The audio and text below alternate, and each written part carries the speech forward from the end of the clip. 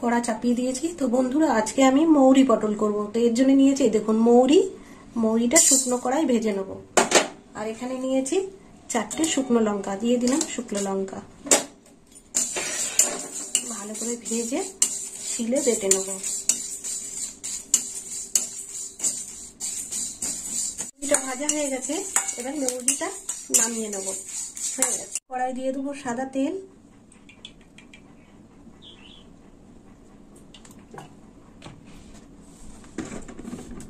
আর এখানে নিয়েছি পটলগুলো এইভাবে গোটা গোটাই রেখেছি, চাইলে আপনারা দুফালাও করে নিতে পারেন। আর একটু পটলটা আমি চিড়ে নিয়েছি, গোটা গোটা পটল নিয়েছি, 500 গ্রাম পটল আছে এতে।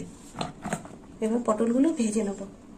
গরম হয়ে গেছে, এবার পটলগুলো দিয়ে দেবো তেলের মধ্যে। দিয়ে দিলাম পটল।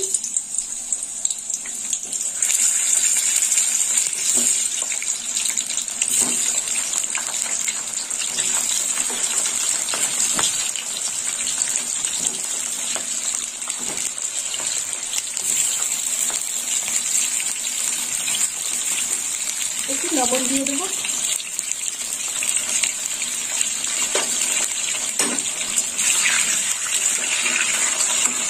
পটলগুলো একটু লাল লাল করে ভাজা হবে।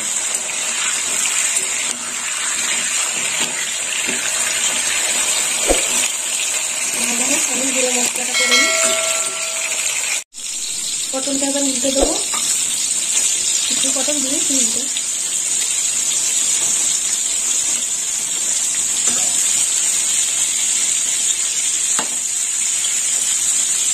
আর একটু ভাজা হবে।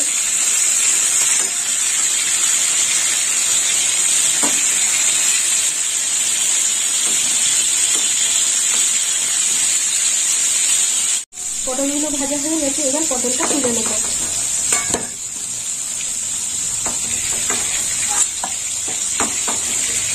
পটলগুলো ঠিক এরকমই ভাজা হবে, হালকা লাল আর নরম একটা ভাজতে হবে।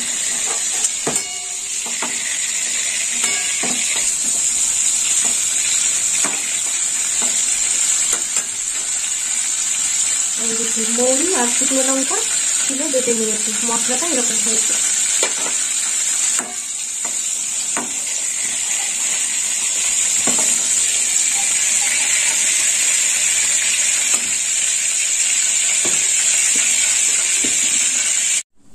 এবার ফোড়ন দেবো। ফোড়ন নিয়েছি 2টো তেজপাতা,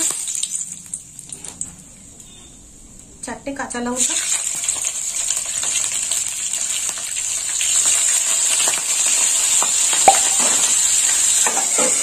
একটু ভাজাবো।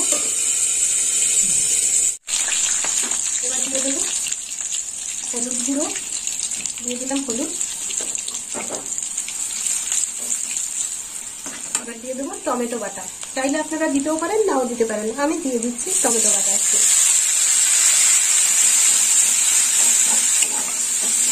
একটু ভালো করে কষে নেব।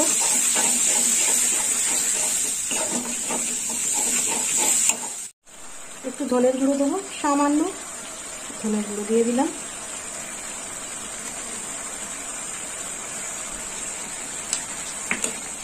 আর একটু কষে নেব।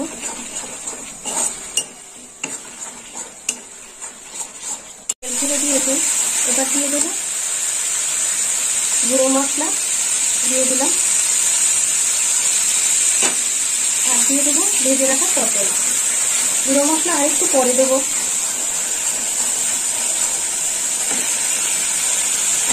দিয়ে দিলাম পটল, কষে নেব পটল দিয়ে।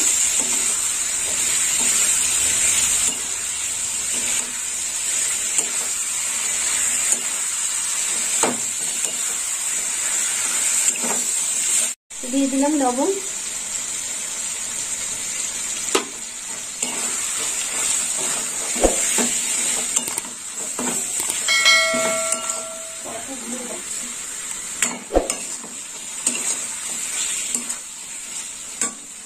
আর একটু ভাজা মশলা দিয়ে দেবো।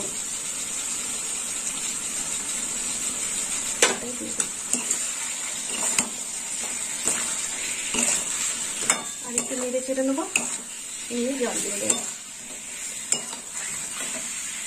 এবার দিয়ে দেবো 1 চামচ মিষ্টি।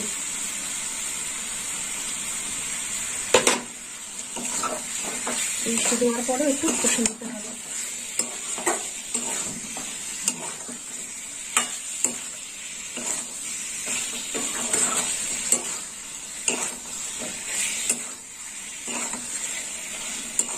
কষা হয়ে গেছে, এবার জল দিয়ে দেবো। দিয়ে দিলাম জল,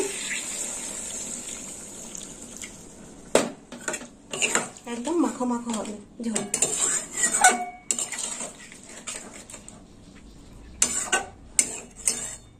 এবার চাপা দিয়ে দেবো।